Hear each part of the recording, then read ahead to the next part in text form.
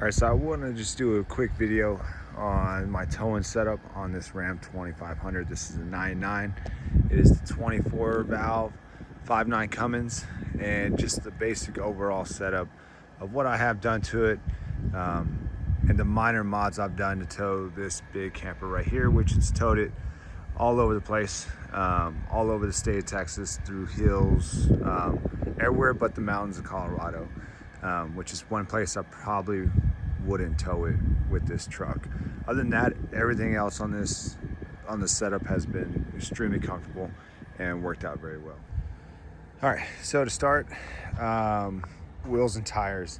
It's one of those things that's always overlooked on towing vehicles and trucks in general. And these are a big BF Goodrich KO2 tire, and they're a load range E. Along with that are these Hilo wheels. They're 16-inch, so they're the factory size, essentially a little bit wider. It's same height as factory wheels overall. Wheels are rated at 4,000 a piece, and these are load range E tires, as I said before, and they have quite a high rating as well. So for reference, the tires are rated at 37.50 a piece.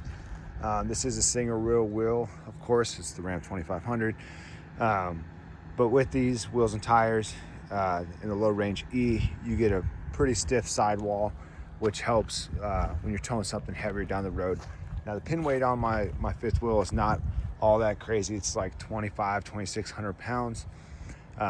So that really helps keep it stable in the back, having a low range E tire and a solid, good brand tire at that, well-named tire. And these are known to get lots of miles. Right now these have about 15-ish thousand miles on them because the truck doesn't get driven as much anymore. But number one, wheels and tires, very, very important on your towing setup. The next thing is going to be these timbrins right here, and I'll get a different view of them. They replace your bump stops, and what happens is when you get a load on your vehicle, it's going to go ahead and act as almost like an airbag. And then when there's no load, it's not going to do anything, so you're not going to feel that these timbrins are there. And this is one of the first things I did as well when I was setting this thing up to tow. I used to have a longer travel trailer, which is about 36 feet, and these timbrins were just day and night difference as far as having everything I wanted in the back. So here is another view of the timbrins. Like I said, when it's not loaded, that's what it looks like. When that fifth wheel is loaded on here, they are touching those mounts right there. But like I said, helps a ton with stability on this thing, and also tone. So moving on to the hitch. This right here is the Demco Recon. This is a 21,000 pound hitch, way over what this fifth wheel weighs. Like I said, loaded, this is probably about 14,000 pounds. Pin weight's right around 25, 26 estimated. And really this hitch helps because it's not as heavy as most hitches, and it comes apart in two pieces. So basically I have a gooseneck, and this locks onto the gooseneck, and then that base plate is what actually locks onto the gooseneck, and then from there I can pull pins and I can pull this top portion off. So if I ever did want to take this out, I could take it out in two different pieces, and it's super easy, super quiet to use on the road. It's got bushings on it for when you get a little bit of bounce back and forth from the fifth wheel, but when it's hooked up, it's super quiet. I've had this thing for about 4 years right now, and it's been trouble free so far. So the last part of the suspension side of the house is I've replaced everything as needed as they get worn. So as you can see, these lower control arms, they're brand new, and then a lot of the steering and track bar are new. But a lot of the other stuff on this truck is relatively old. I mean, I've had this suspension in here, which is just a basic level and Bilstein shock, for probably 7 years now, problem free. And like most Rams, you'll have to replace some of your suspension bushings and stuff like that over time. They eat through them on these trucks. But as far as suspension, as you see, it looks really old, really worn. But other than that, it's held up really well, and it handles really well when you're on the road. and towing a big fifth wheel. All right, so moving on to the performance side of the house, or I guess you could say performance. There's not a lot of performance stuff on this. It's a relatively stock engine at that. But one of the big things was the coolant upgrade, which was this Allo Works radiator. This is bigger than the stock radiator, not by very much, but this was a perfect fit from the website. It was a relatively cheap upgrade. With that, we did new hoses, which they're dusty right now because we live out in the country. And we did upper and lower hoses on this, and then of course a full coolant flush. Moving on, there's the AFE intake, and then other than that, the only other performance add-on on this thing is the transmission. Was built 7 years ago, and then on the transmission, see if I can get it,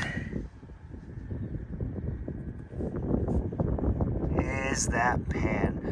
So it's got a deeper pan with a drain plug, because normal Dodges don't have drain plugs on the pans. But that was one of the upgrades that I knew I was going to do, because I was going to do pretty religious fluid changes on this thing. And then as far as monitoring, we did gauges. Two most important gauges on the second gen, in my opinion. One is fuel, and forgot about that upgrade. We have a fast pump on here. It's the Fast 150, so it's the older style, now without the filters and all that other stuff. That pump's been a relatively flawless pump over the years, and I've had no issues with that. But monitoring wise, we monitor fuel and we monitor the transmission temp. And then other than that, like I said, the truck is relatively a stock truck. I mean, it's got the standard cracked dash. Do have a brake controller, which this truck has plenty of power to pull that thing and lug it around anywhere you need to go. A good brake controller. This one's been really good. It's a must-have. And if I would go any heavier than that camper right there, if I went up in the 15, 16, 17,000 pound range, exhaust brake would be really, really high up on that list. But overall, like I said, just some of the upgrades on this truck that I've done for towing. This truck has been, I mean, almost flawless for 15-ish years that I've owned it, and required very little maintenance besides normal routine maintenance, you know, oil changes, fuel filters, transmission flush, and then the transmission, that's just a must, because the transmissions in these trucks are not very good from the factory. So I didn't want to have to pull this thing out every year or two, or every time I want to tow this thing, or it leaves me stranded. But for the amount of miles I put on here towing, it's never left me stranded. So I would say a lot of the parts I listed off there, they're very reliable parts. Like that Fast 150 has been like premium ever since I got it. I've only had that radiator in for probably 3,000 or 4,000 miles, but it has been flawless so far. If it does mess up, the company has a warranty. They'll send me another one. I did keep the stock one, and I'll show you that one real quick, because a lot of people talk about overheating issues with these, and I'll tell you why these things have overheating issues. There's a nice bike in the way of it, but this is the factory radio and thing. This thing lasted, this is original.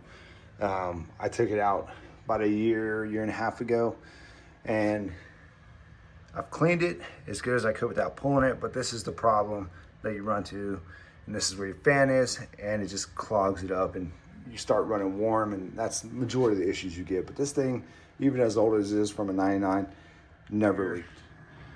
We're gonna go ahead and show you the specs on the camper that I do tow with that truck. So it is a 2020, but of course it was made in 2019. And then here we have the gross vehicle weight rating, which is 14,150. So relatively lightweight fifth wheel. And like I said, the truck tows it just fine. No upgrades on the pin box, just standard hitch like I showed you, and then minor upgrades on suspension, wheels, tires, and all that good stuff. But it handles perfect, drives perfect. You're not gonna go anywhere super fast with a second gen Ram. But as far as like comfortable and to get you there safely, this truck will do it.